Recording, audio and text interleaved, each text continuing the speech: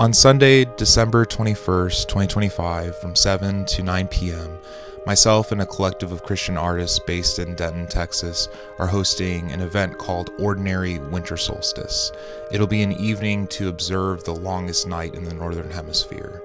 It'll be filled with prayer, poetry, contemplation, solitude, and I sat down with Jeremy Ottens, who is writing our poetry for that evening, what it means to sit down. We discussed what it means to be in solitude and have a sort of guided meditation of sorts as I play my music, improvised, and he speaks out his spoken word poetry. So I hope you enjoy. Okay. Yeah. Awesome. So. Nice. Okay. Hey, what's up? Not a lot. I appreciate you.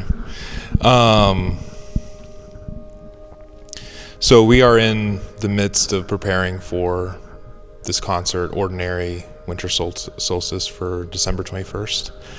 And I wanted to get your perspective on what it was like writing for the fall equinox before, how that might be similar or different to your approach for winter.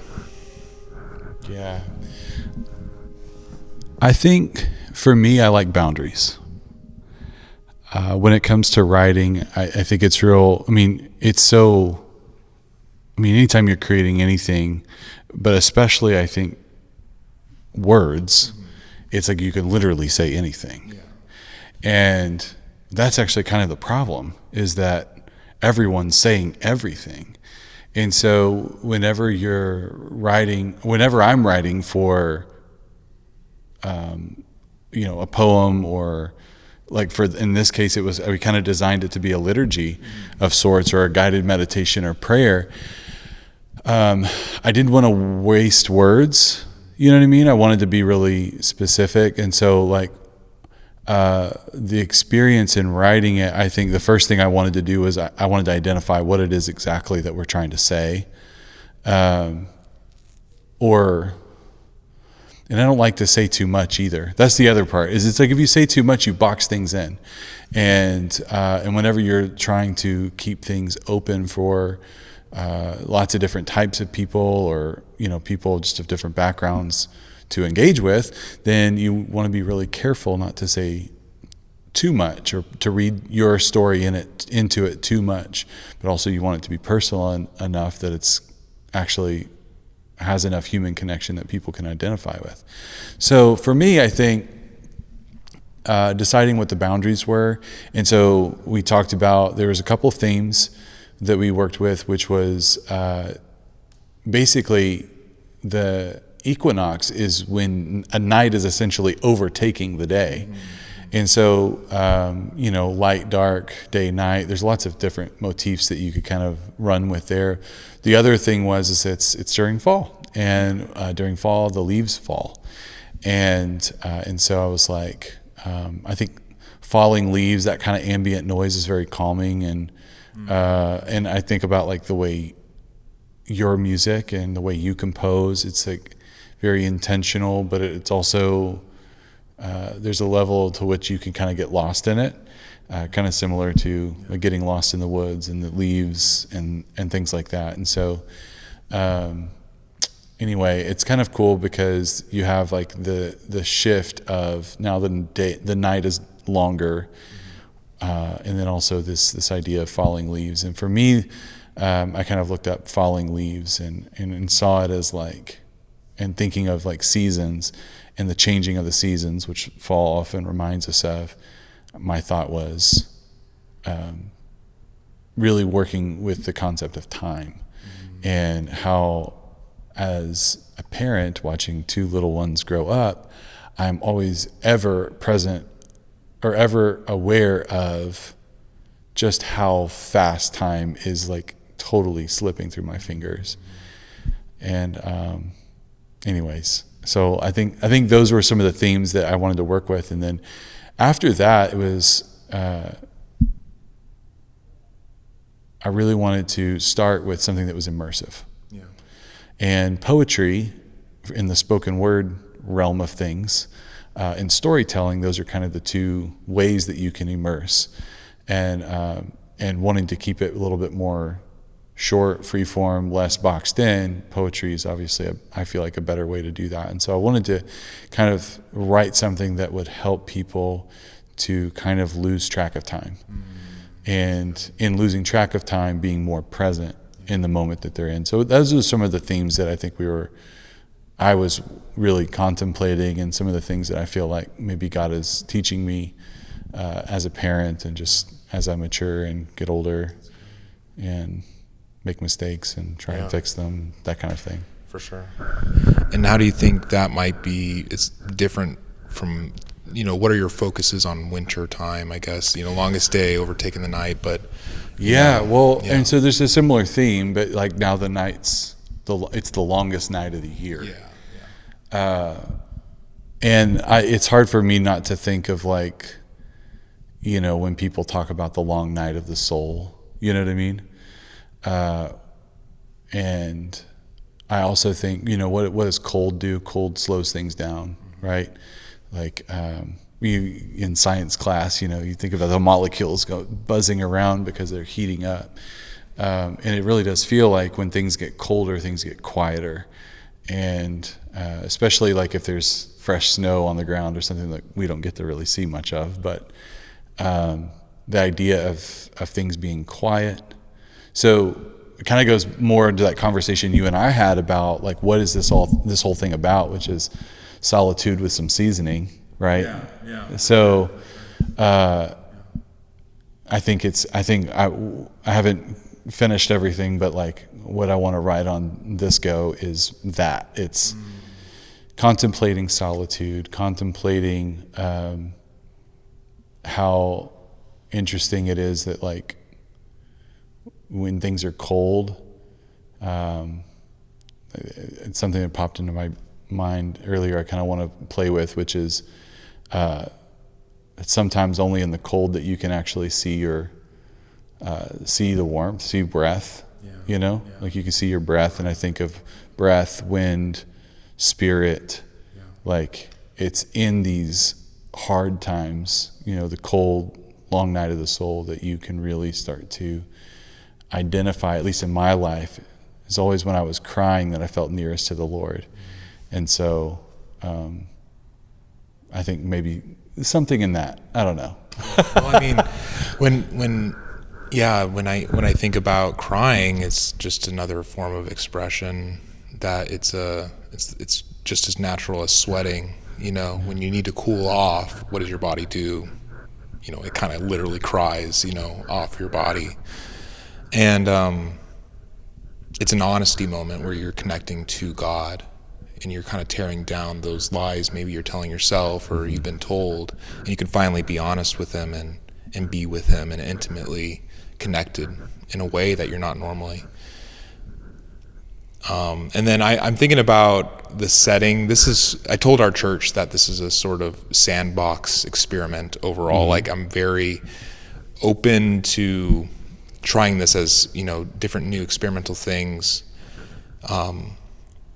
So I come from a contemporary classical background in terms of music, and I played in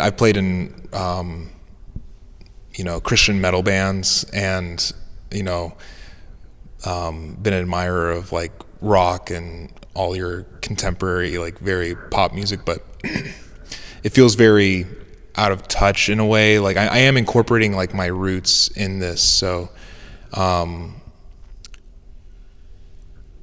if we can do a sort of like checking the vibe, the feeling of this, we are curators in a sense, but what is your takeaway when it comes to when someone coming to this that's never been part of any sort of religious experience, whether it's Protestant, Catholic, non-denom versus non-religious at all,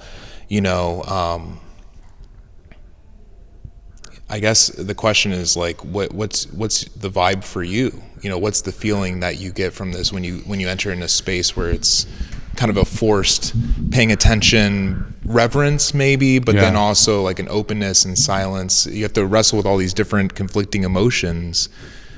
What do you think?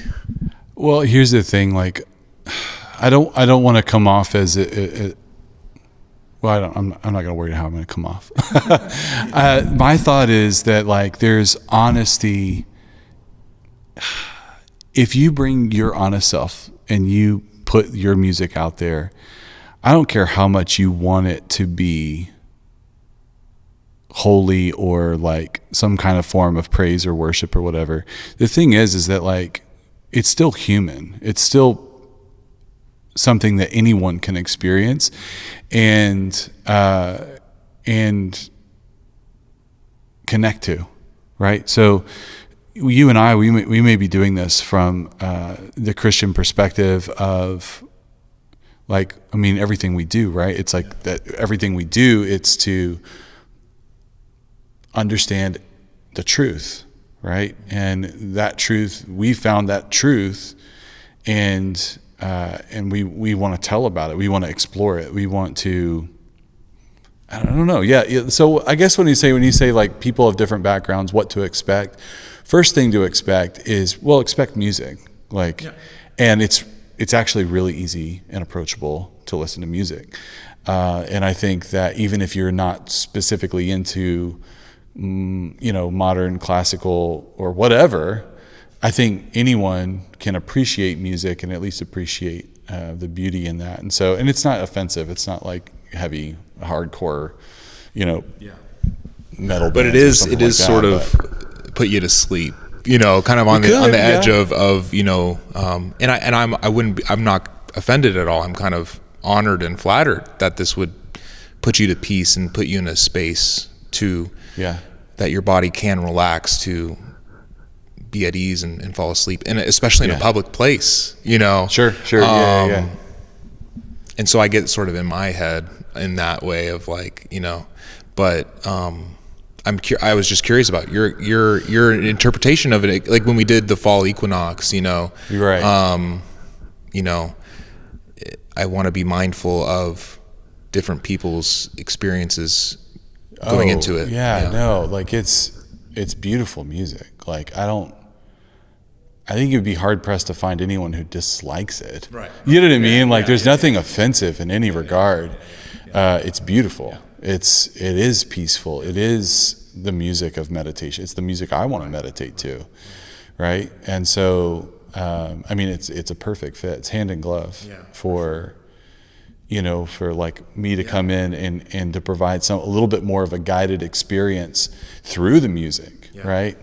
And they really play off of each other really well in that way. And so when it comes to the word side of things, I think it's going to be really difficult for me to shy away from what I believe. I don't want to put anything out that's dishonest, but also it's kind of like, I don't know, AA meetings where it's like, if you don't like the Christian God, like you find connection some other way, just fill in the blank. And I don't mean that to say that God, like to say that God is replaceable. I don't believe that. But if you're looking to connect or to get something out of it and you're just not, you just can't get there. Like there's a lot of people who have a lot of really terrible experiences with the church. And actually it's like kind of one of the reasons why I write is because I think that sometimes the church can be a little disconnected from, not just from the world at large, but also a little disconnected from God himself. And so really, when we get really busy with our rhythms and things like that, how can we, and we're all busy, right? How can we slow down? How can we enter into some kind of solitude or some kind of meditation and just reflect? So at the very least, you're going to get that. Like at the very least, you're going to get an opportunity to reflect, an opportunity to meditate, an opportunity to pray. And I don't think that I don't know. And then the music is just, it's there. It's right in the pocket. Mm-hmm. So because and what it is a hour-long improvisation of looping music over contemplating words. Abby's art, and my wife Ari, she's going to be dancing, and that will be affecting the music, and it's going to be in this hall. It's going to be in this big luxurious lobby, and we're going to set up seating and set something up really special. So that's what it is, and I feel like we've been kind of teetering around, like, what are we talking about? Ordinary. Oh, maybe winter solstice. Yeah. But that's good. With the concert intro, maybe we'll record like an intro to slap on the front. Yeah, of and I might do like a cold open, like intro. Yeah, a little narrative. So. Did I answer your question? You did. You did. I thought you. Yeah, it was very succinct. And it's clear you've been succinct. Well, I mean, it's clear that you've thought about this stuff before too. I love that. Yeah, let's nerd out.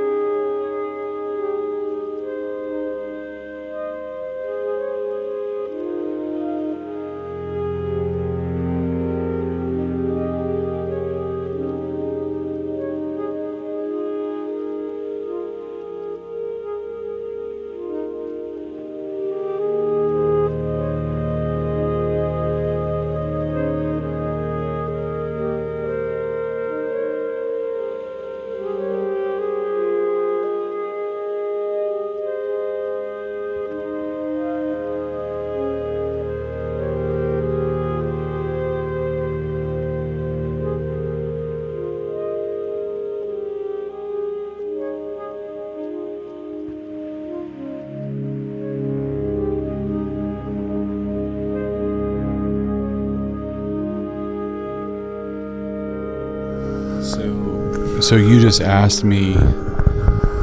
Ask me again. In this season of your life, what's important to you when it comes to dedicating a space, time, or attention to prayer? I think the thing that is most important is, Yeah, we'll just it died. Use the GoPro. Okay. Yeah.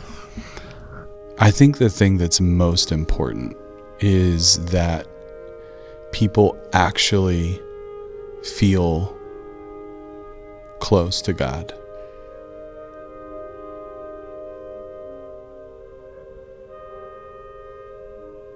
In all of the things that we go through, we change, we swap out doctrines, we swap out our favorite scriptures or verses, like we like different songs. Sometimes it's joyful, sometimes, like, we're all over the place. The thing that has been consistent in my life is God's closeness. And I grew up thinking that His closeness was not something I could control. And I don't think that I can control God. Right. But like, I can absolutely, He is there. Yeah. I don't have to control Him. He told me He would be there. Yeah. He's always there. So where's the variable? For instance, when Adam and Eve ate the fruit, whose mind changed? Whose heart changed? It wasn't God's, right? Like, it was ours. We change. And so I think the most important thing, and this is why like prayer is becoming a huge focus in the last 2 or 3 years of my life, is because that's where we meet God. And it's not just us talking to him, like, oh man, church is like, let me teach you about him, let me sing a song to him, let me say prayers to him, and we never stop talking. Right? Like, and that's what's so beautiful about what we're doing is a place you can finally stop talking and start listening, because he really, really, really is there. He's really speaking. You can really hear him. You can actually have conversations with him. And that's something I feel like that's lost on kind of like post, I don't know, the like seeker sensitive church movement, you know, or certainly just down here in the Bible Belt, where it's like you just go to church because that's what you've always done. Like, God really speaks, and it's not just the miraculous moment twice in your life. It's conversations daily if you want it to be. And so I don't think you can really have a relationship with someone without having the relationship and speaking and spending time. And so I think what's most important about this is that if we can come together and create an atmosphere, a space where people can actually hear the Lord's voice, that would be amazing. That's a win. Dude, I am too. I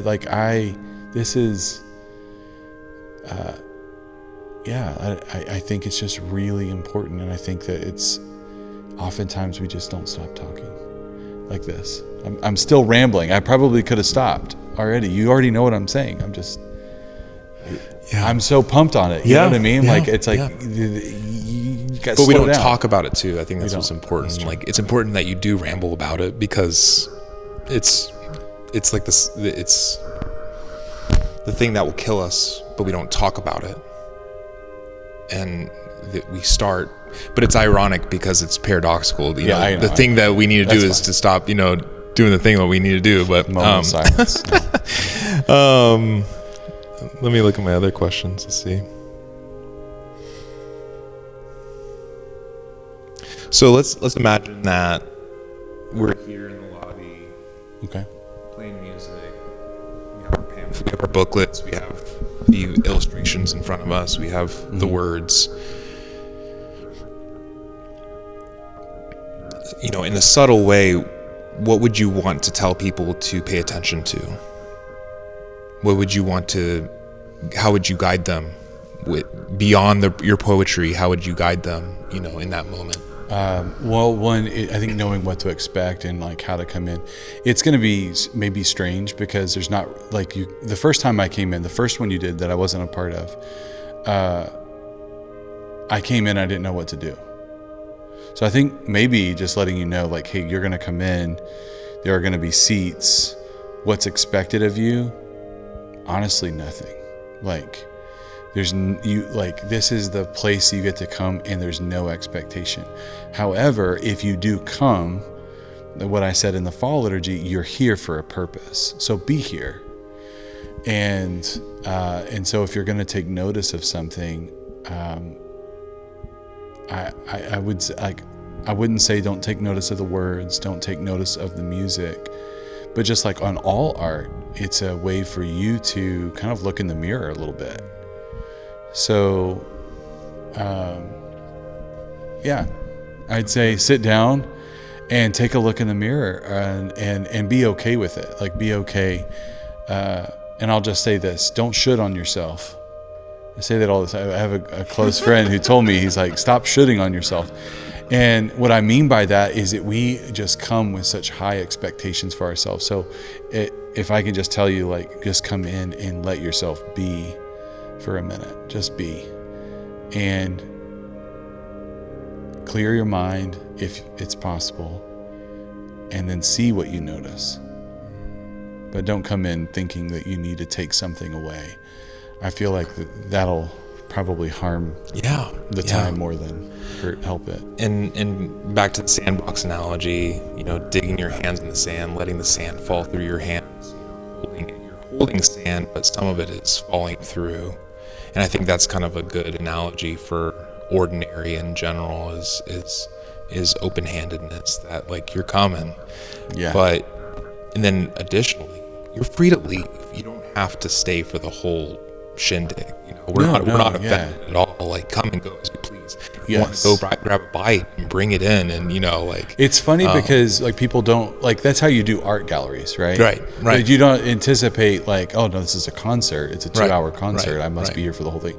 It's a little different. I feel like it's and concerts are about the artist performing, and to me, I don't want to call this a concert because it's not about me. I'm doing this for our collective well-being. This is just as much for me as it is for those attending to pray and to meditate.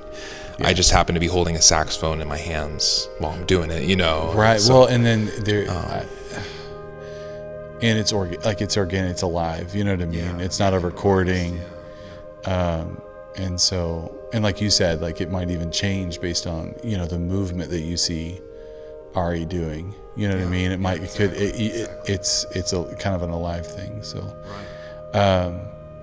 and one thing, I don't know, what I want to talk to you more about is actually, how do we make it more alive?